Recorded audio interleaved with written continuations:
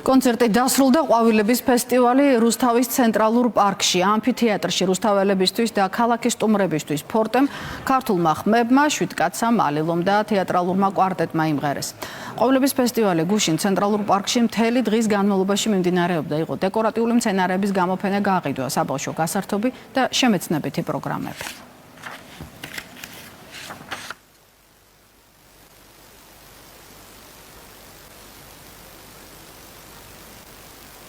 ასავლების გაერთიანება ქართული სიმღერა ეწვია რუსთავს პროექტით ქართული სიმღერა რეგიონებს. როგორც ყოველთვის არაჩვეულებრივი გარემო და განწყობა იყო კონცერტის პერიოდში. დიდი მადლობა მოსულ მსმენელს. რუსთავის მერიის ორგანიზებით რუსთავის ცენტრალურ პარკში გაიმართა ყვავილების ფესტივალი. მთელი დღის განმავლობაში იყო უამრავი სახალისო შემეცნებითი გასართობი აქტივობები. საღამო კი დაასრულა ძალიან კარგმა ქართული სიმღერის საღამომ.